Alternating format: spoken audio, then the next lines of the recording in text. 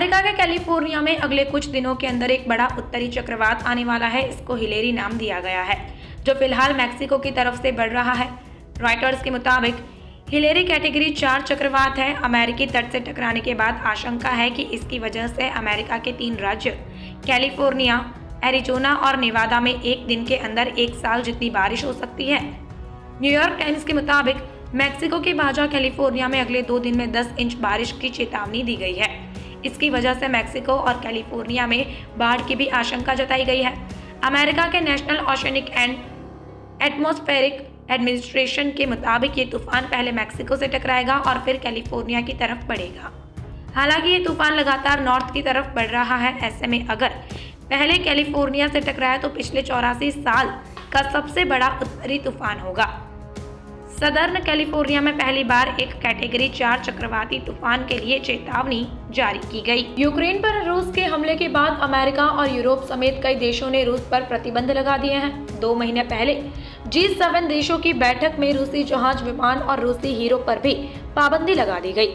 इससे सूरत में हीरो का कारोबार करीब 1/3 घट गया। 10 से 12 लाख कामदारों की रोजी रोटी प्रभावित हुई और करीब 20,000 की छंटनी हो गई। सूरत की डायमंड इंडस्ट्री का सालाना कारोबार 3.3 लाख करोड़ का है। रूस पर प्रतिबंध के चलते इस इंडस्ट्री का कामकाज 30 से 35% घट गया है। इसी अनुपात में कंपनियों की कमाई और मजदूरी भी घटी है।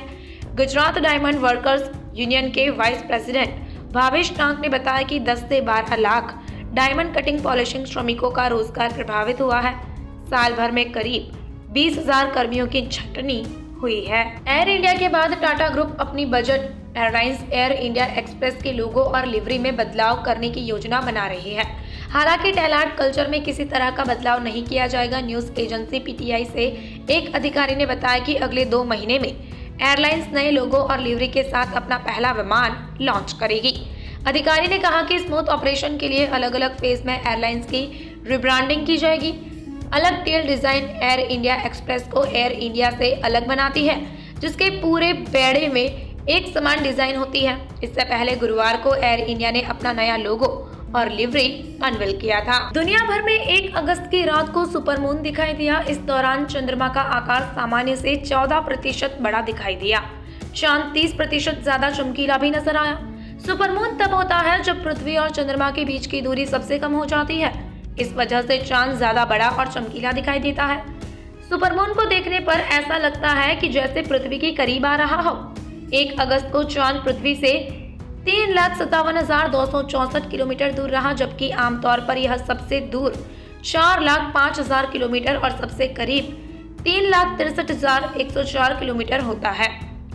इसी महीने 30 अगस्त की रात को भी सुपरमून होगा, जिसे ब्लू मून कहा जाएगा। चांद को ब्लू मून तब कहते हैं जब एक ही महीने में 2 सुपरमून नजर आते हैं।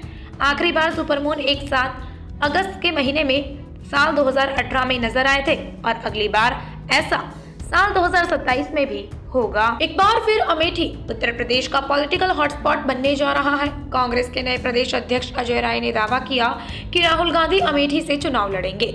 वायनाड सीट से सांसद राहुल गांधी अगर अमेठी से चुनाव लड़ते हैं तो क्या कांग्रेस 2009 जैसा चुनाव रिजल्ट दे पाएगी? अब एक नई सियासी हलचल शुरू हो चुकी है, क्योंकि 2009 के लोकसभा चुनाव में कांग्रेस ने 21 सीट जीतकर सबसे अच्छा प्रदर्शन किया था। इसी के आधार पर लोकसभा 2024 चुनाव में सीटों कांग्रेस का दावा होगा। अब राहुल अमेठी से लड़ते हैं तो पहला फायदा ये होगा कि उनकी पारिवारिक सीट सुरक्षित हो सकती है। वहीं यूपी की 41 सीटों पर भी इसका असर पड़ेगा। इनमें पूर्वांचल और 26 वेस्ट यूपी में 15 सीटें आती दिखी हैं। देखा जाए तो ये वोट बैंक बढ़ाने की रणनीति भी हो सकती है। वहीं पॉलिटिकल जानकार इसको एनडीए के खिलाफ इंडिया का गठबंधन छोड़ा गया सियासी तीर मान रहे हैं। भारत और चीन के बीच दौलत बेग ओल्डी में चुशुल में LAC पर मेजर जनरल लेवल की बैठक हुई। इस दौरान दोनों देशों के बीच जारी सीमा विवाद पर डिटेल में चर्चा की गई।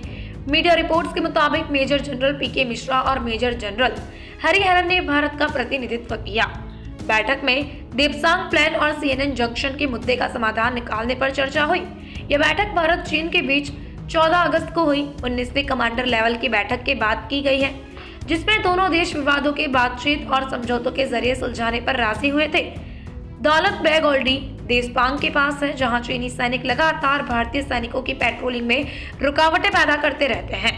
वहीं चुशुल पेंगोंग सो झील के दक्षिणी किनारे पर है, जहां भारतीय सैनिकों ने 2020 में एक ऑपरेशन के तहत कई ऊंची जगहों पर कब्जा कर लिया था। अमेरिका से एक दिन में 21 भारतीय छात्रों को वापस भेजने की खबरें सामने आई हैं।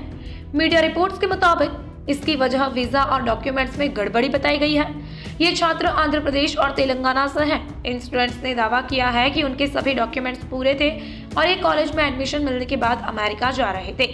इकोनॉमिक टाइम्स के मुताबिक अटलांटा, शिकागो और सैन फ्रांसिस्को के एयरपोर्ट पर इमिग्रेशन ऑफिसर ने छात्रों के डॉक्यूमेंट्स चेक किए। इसके बाद उन्हें कुछ देर के लिए हिरासत में भी लिया गया और फिर वापस जाने के लिए कहा गया। छात्रों ने बताया कि उन्हें वापसी की कोई वजह नहीं बताई गई। इस वजह से छात्रों को लगा कि उनके दस्तावेजों में कुछ कमी थी। अंतिम पंगल ने शुक्रवार देर रात अंडर 20 वर्ल्ड रेसलिंग चैंपियनशिप में गोल्ड जीतकर इतिहास रच दिया। अंतिम लगातार 2 बार अंडर 20 वर्ल्ड रेसलिंग चैंपियनशिप का खिताब जीतने वाली भारत की पहली महिला पहलवान बन गई। उन्होंने यहां 53 किलोग्राम में खिताब अपने नाम किया। अंतिम ने यूक्रेन की मारिया येफ्रेमोवा को 4-0 से हराया। पिछले साल वो अंडर 20 वर्ल्ड रेसलिंग चैंपियनशिप में स्वर्ण जीतने वाली पहली भारतीय महिला पहलवान बनी थी। अंतिम अब सीनियर स्तर पर भी खेलती हैं। सुप्रीम कोर्ट में शुक्रवार को सोशल मीडिया पर अभद्र और अपमानजनक पोस्ट को लेकर एक याचिका पर सुनवाई की गई। जस्टिस PR गवई और जस्टिस प्रशांत कुमार की बेंच ने कहा कि सोशल मीडिया पर अपमानजनक पोस्ट करने वालों को सजा मिलनी जरूरी है। बेंच ने कहा कि ऐसे लोग माफी मांगकर आपराधिक कार्यवाही से नहीं बच सकते हैं, उन्हें अपने किए का नतीजा भुगतना होगा। कोर्ट ने तमिल एक्टर और पूर्व विधायक SV शेखर के खिलाफ दर्ज मामले को खारिज करने से इनकार कर दिया। उन्हें खिलाफ महिला पत्रकारों पर आपत्तिजनक टिप्पणी करने का केस दर्ज है। मणिपुर हिंसा के बीच जान बचाने के लिए म्यांमार में शरण लेने वाले 212 मैतेई लोग वापस मणिपुर आ गए हैं। 3 मई को मोरेगांव में हिंसा के बाद ये लोग म्यांमार चले गए थे। राज्य के CM N बीरेन सिंह ने सोशल मीडिया साइट X पर इस बात की जानकारी दी। उन्होंने कहा कि सभी लोगों के लौट आने पर राहत और कृतज्ञता महसूस कर रहा हूँ। बीरेन सिंह ने आगे कहा कि सभी लोगों को वापस लाने में भारतीय सेना ने समर्पण भाव दिखाया। मैं ईस्टर्न कमांड के general officer commanding lieutenant general RP Kalita, 3 corps के general officer commanding lieutenant general HS Shahi और 5 असम राइफल्स के कमांडिंग अफसर राहुल जैन को उनकी दृढ़ सेवा के लिए धन्यवाद देता हूं।